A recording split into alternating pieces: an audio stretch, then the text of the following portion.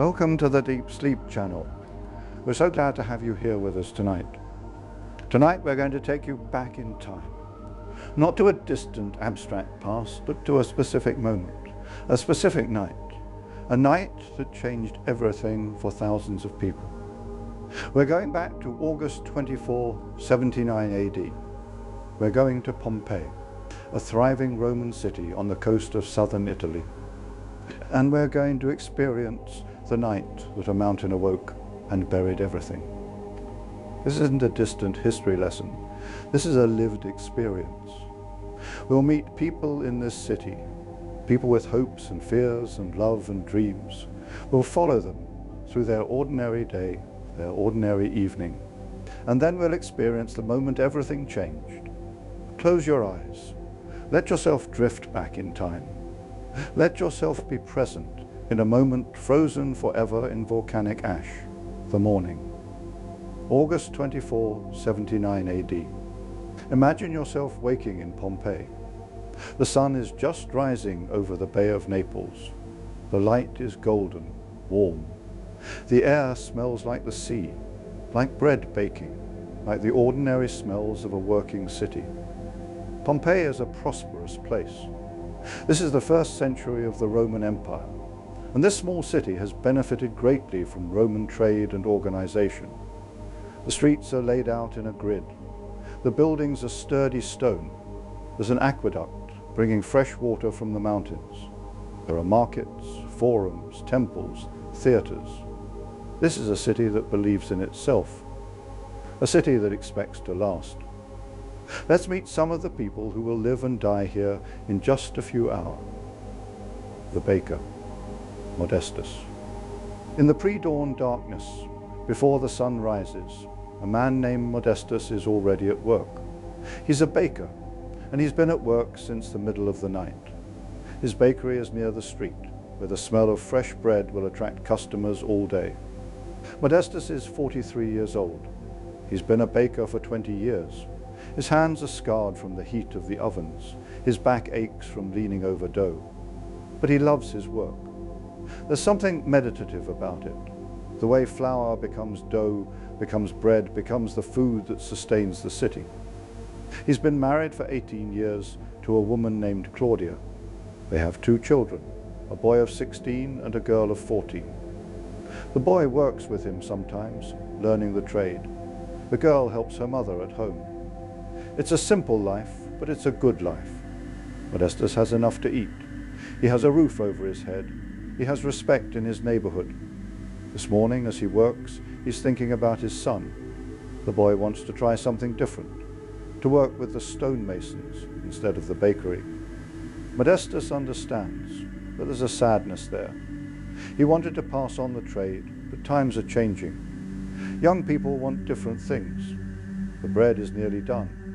Soon the ovens will be hot enough for the day's production. By noon, he'll have produced enough bread to feed hundreds of people. By evening, he'll be exhausted, but satisfied. He doesn't know it yet, but Modestus will be dead in 17 hours. The Magenga. Gaius across the city, in a more affluent neighborhood, a wealthy merchant named Gaius is waking in his comfortable bed. His home is 2 stories, with an interior courtyard and a small garden. It's not a palace, but it's the home of someone successful. Gaius is 56 years old. He's made his fortune in the wine trade, producing wine here in Pompeii and exporting it across the Mediterranean. He's successful, respected, powerful in local politics. He's a citizen of Rome, which means he has rights and status that most people don't. This morning, Gaius is thinking about his upcoming dinner party. He's invited several important people, a Roman official visiting from Naples, a wealthy landowner from the region, a couple of wealthy widows he's interested in impressing. He's planned the menu carefully. He's had his servants preparing for days. Gaius has money, but he's also aware that money is precarious. He's seen fortunes lost. He's seen powerful men fall. So he uses his wealth to maintain his status, to build relationships, to stay connected to people of influence. He takes his time getting dressed. His servants bring him clean clothes, a white toga, carefully folded. They bring water for washing. They bring breakfast, bread, cheese. A little wine mixed with water drinking wine unmixed is considered barbaric. He eats slowly, thinking about the day ahead. The dinner party will be tonight. He's hoping to impress the Roman official, hoping to secure some profitable contracts. Everything is planned. Everything is arranged. He doesn't know it yet, but by the time his dinner guests were supposed to arrive, Gaius will be entombed in ash, his body preserved in the exact position he died in. The slave, Marcus.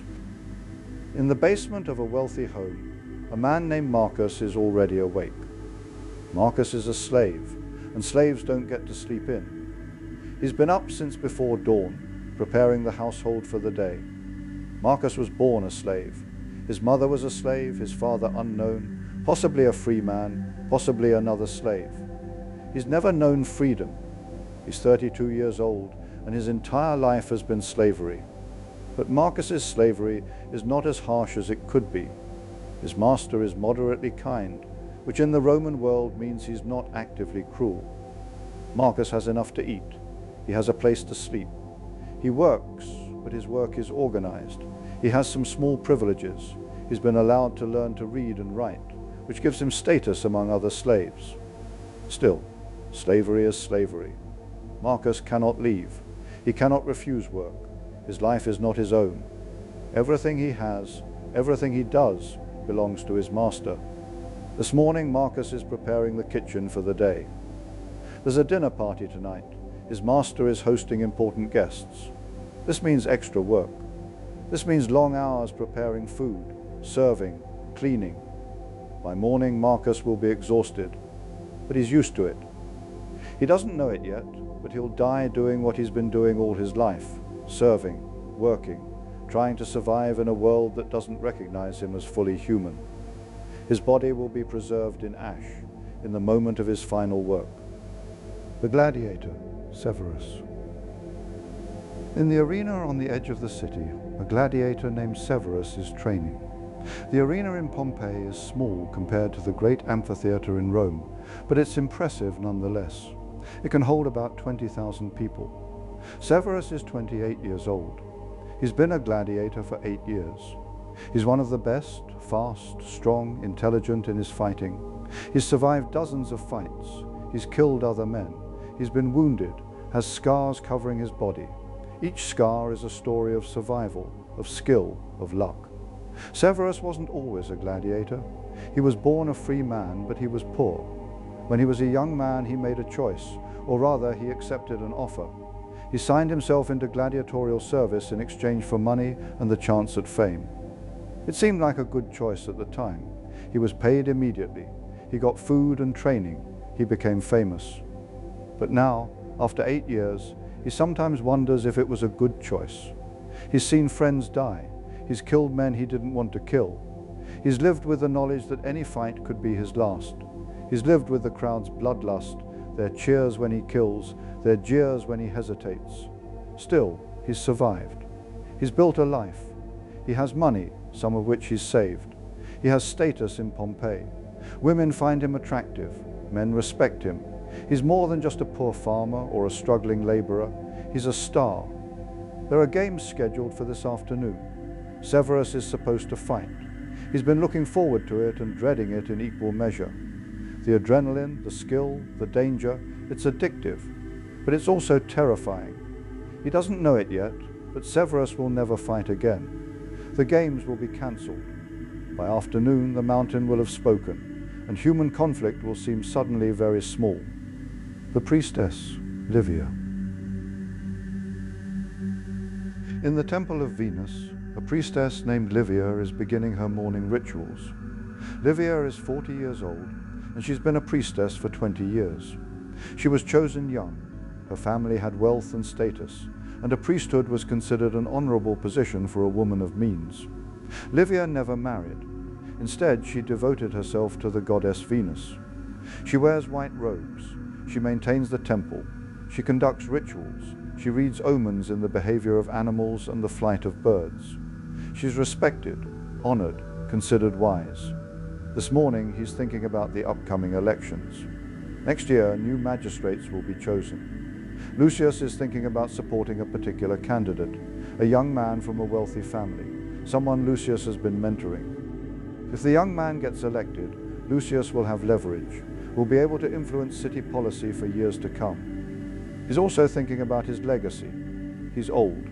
He probably has 10 or 15 years left, maybe 20 if he's lucky. What will he be remembered for? What will he have accomplished? Lucius doesn't know it yet, but he will be remembered, just not in the way he imagines.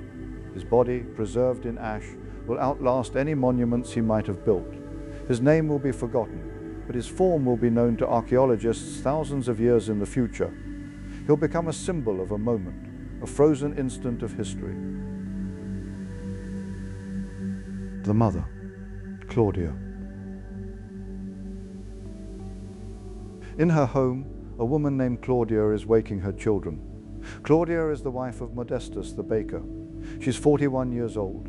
She spent her entire adult life managing a household, raising children, helping her husband with the bakery business. Her life is not glamorous, but it's full. She wakes early. She manages the household. She cooks. She helps with the baking when needed. She makes sure her children are educated. Her son can read. Her daughter can manage a household. She visits the market. She maintains her home. She prays at the local shrine. She goes to bed exhausted and wakes to do it all again. But Claudia finds meaning in it. She loves her family. She's proud of her home. She's respected in her neighborhood. When she walks through the streets, people greet her. She has a place in the world. She has purpose. This morning she's thinking about her daughter. The girl is of marriageable age. Claudia is already thinking about potential husbands. It's one of her main concerns now, finding a good match for her daughter. Not too poor, not too rich. A man who will treat her well, a man from a respectable family.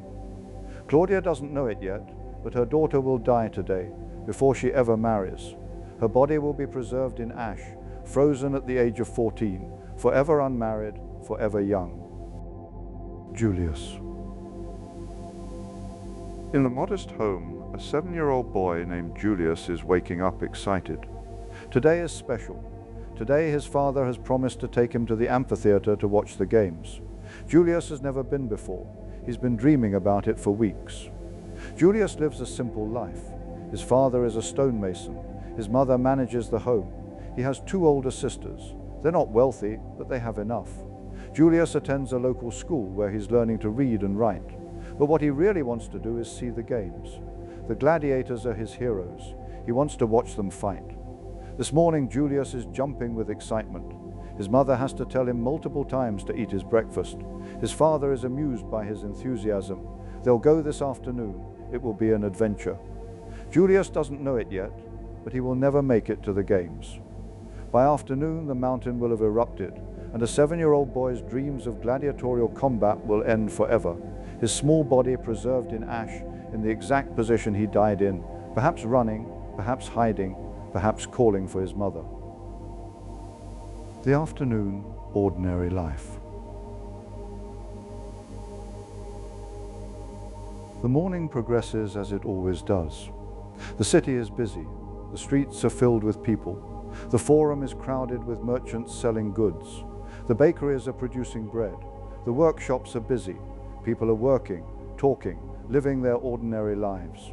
In the amphitheater, people are gathering. The games will start soon.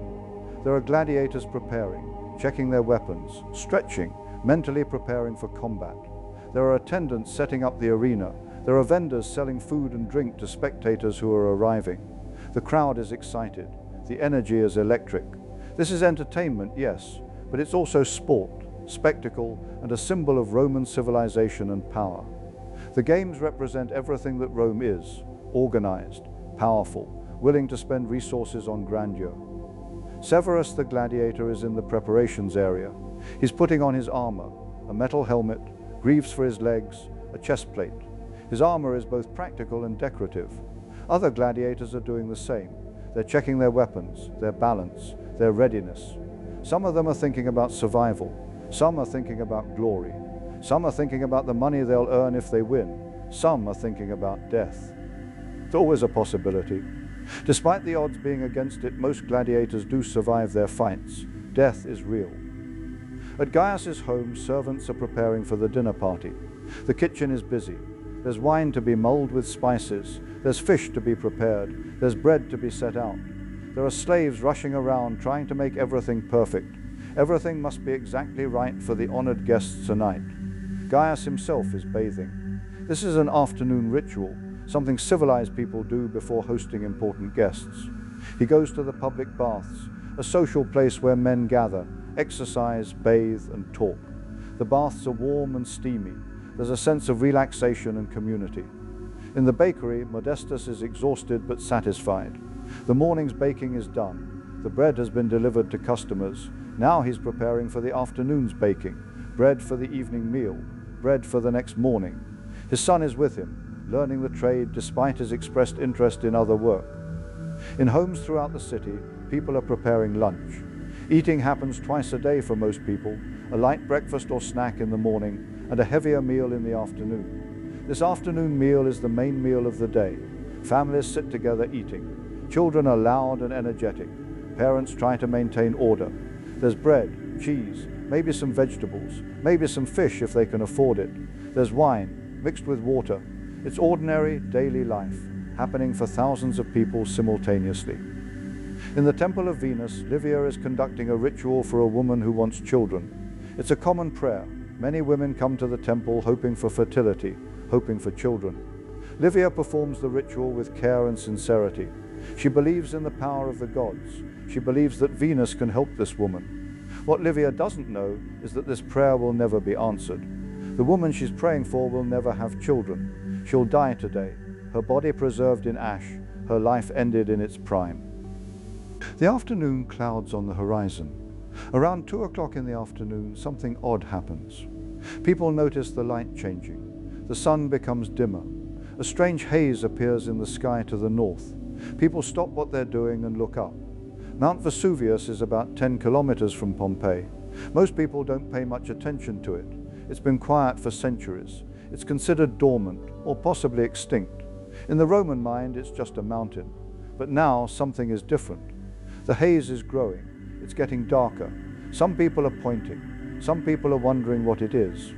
At the amphitheater, the games are in progress. Severus has already fought once and won. He's sitting in the preparation area, still in his armor, still sweating from the exertion. Someone points out the haze in the sky. Other gladiators look up. No one is particularly concerned. The games must continue. In the bakery, Modestus has finished his work for the afternoon. He's heading home for a rest before the evening's work begins. He's walking through the streets, and he notices the changing light. He stops for a moment, looking up at the sky. What's that, he wonders, but he doesn't linger. He has work to do. In the Temple of Venus, Livia stops her ritual. She's looking out at the haze. Her sense of foreboding from this morning is intensifying. Is this the sign she was sensing? Is this what the gods were warning about? She leaves the temple and climbs to a higher point in the city, trying to see more clearly.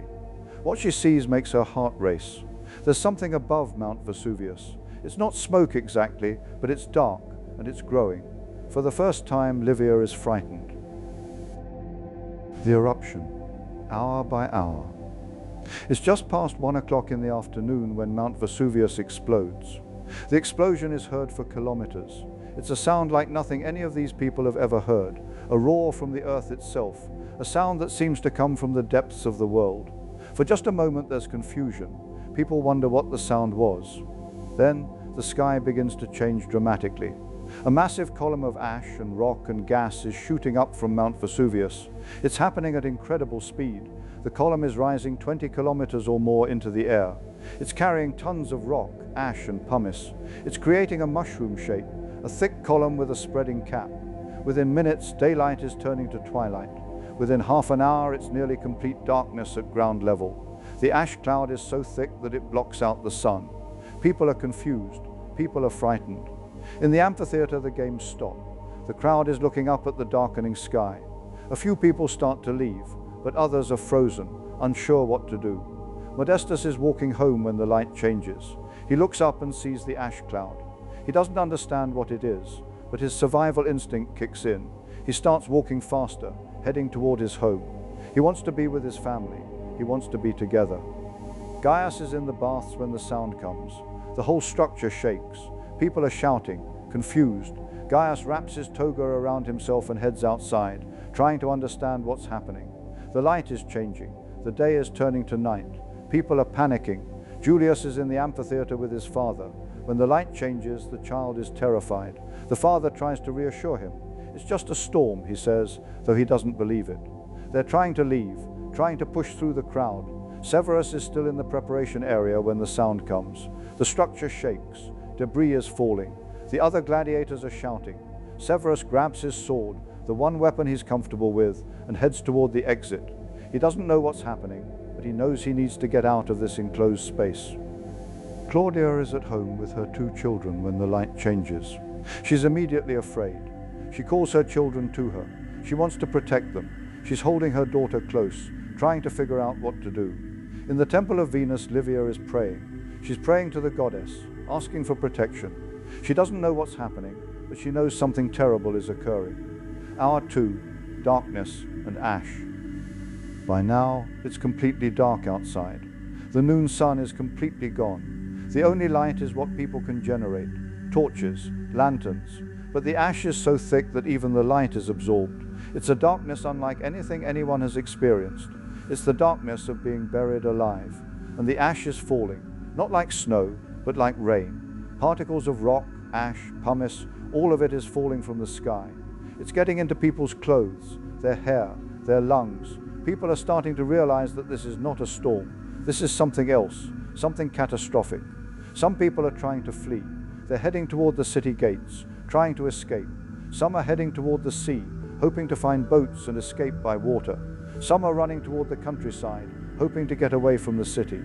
Modestus has made it home. He's with his wife and children. They're gathered together, trying to understand what's happening. The ash is falling. It's getting into the house. It's coating everything. Claudia is trying to keep the children calm, but she's terrified.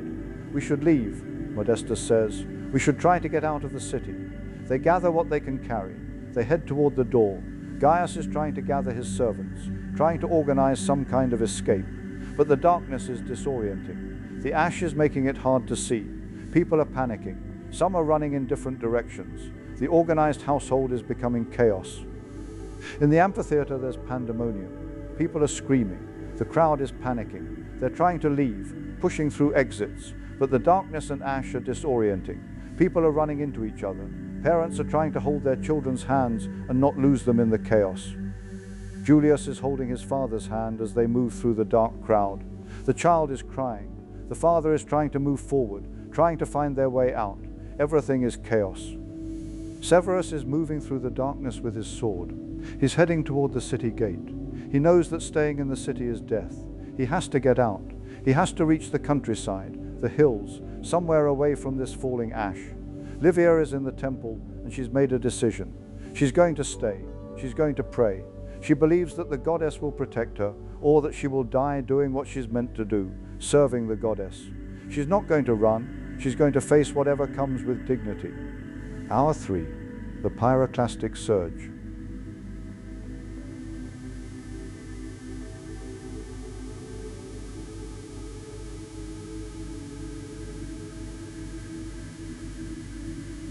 The worst is still coming. As the ash column rises higher and higher, it's becoming unstable. The weight of all that material is too great. The column that rose straight up is beginning to collapse on itself. When a pyroclastic flow comes, a wall of superheated gas and ash moving at incredible speed down the slope of the mountain. It's moving at about 100 kilometers per hour. It's hot, hot enough to kill instantly. It's moving faster than anyone can run. The first pyroclastic surge is followed by more ash fall. More material from the eruption is falling from the sky. The ash is accumulating, layer after layer. By the next morning, several meters of ash will have accumulated. The city is not just damaged, it's entombed. The morning after, when daylight comes again, real daylight, from the sun, the world has changed. The sky is still dark with ash. The sun looks strange, dimmed by the particles in the air. Mount Vesuvius is still active. There will be more surges throughout the night. The city is finished. Anyone who survived the first surge is likely to die in the subsequent ones. Some people did escape. Those on the outskirts of the city, those who fled early, those who were lucky. but most of the population of Pompeii, between 15 and 20,000 people, is dead. The city is silent now. There are no living people. There is only ash and the shapes of bodies preserved in it and the shells of buildings.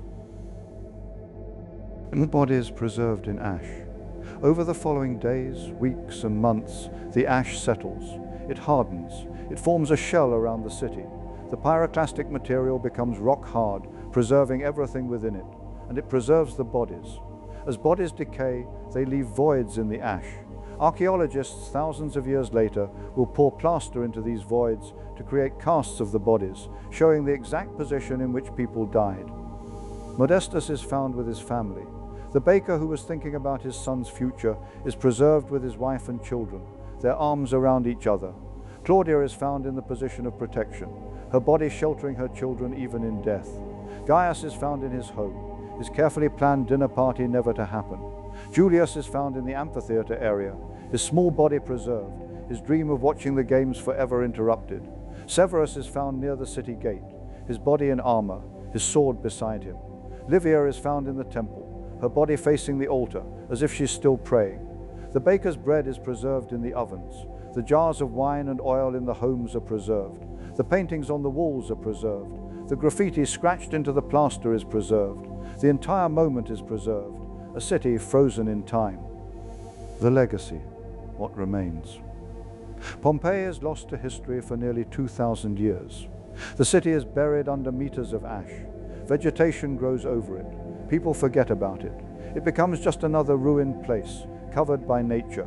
Then, in the 1700s, excavators begin digging. They discover the city. They excavate carefully, revealing what was hidden. They pour plaster into the voids left by bodies, creating casts that show how people died.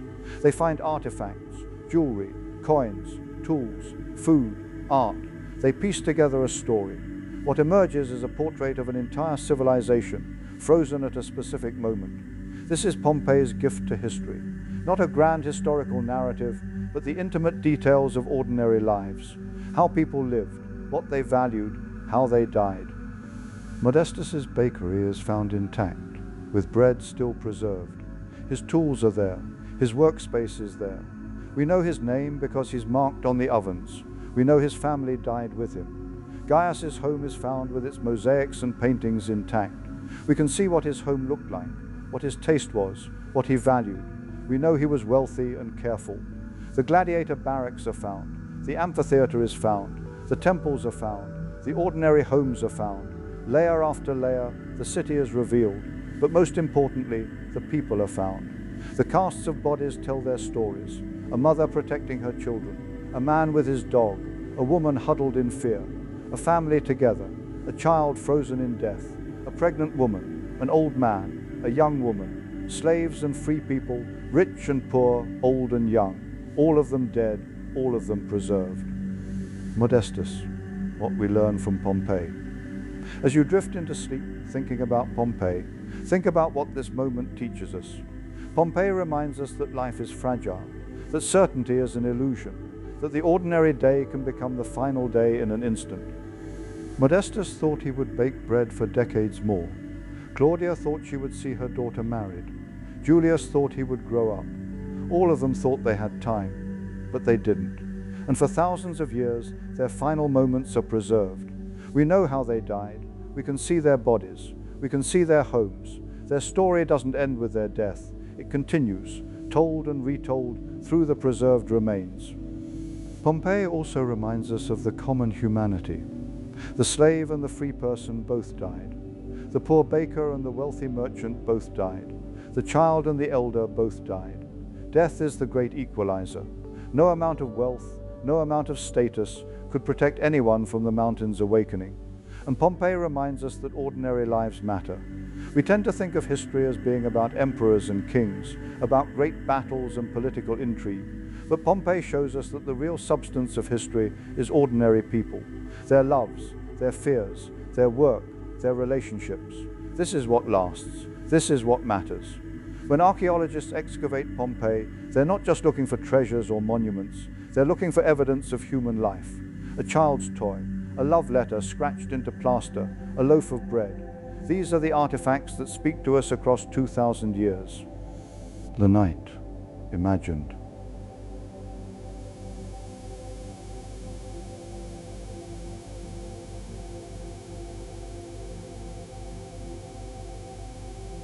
As you close your eyes and drift into sleep, imagine yourself in Pompeii on the evening of August 24, 79 AD. Imagine the ordinary day turning strange.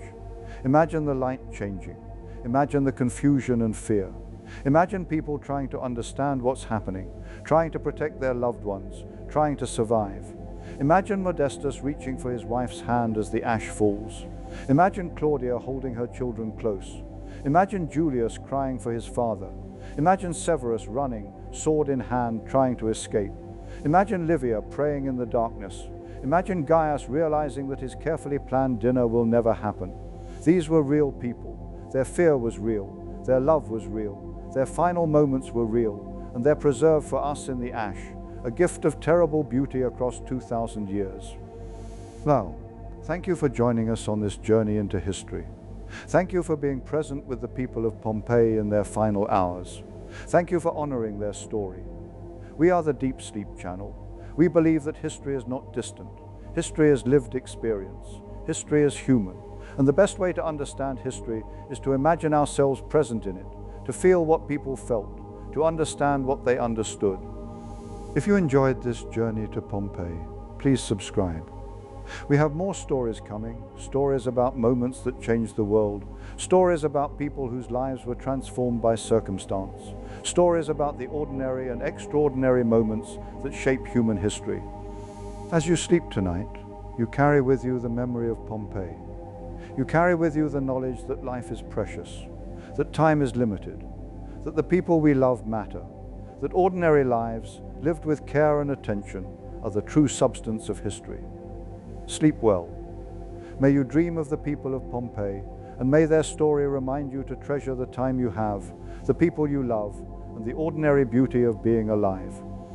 Good night from the Deep Sleep Channel. Sleep well.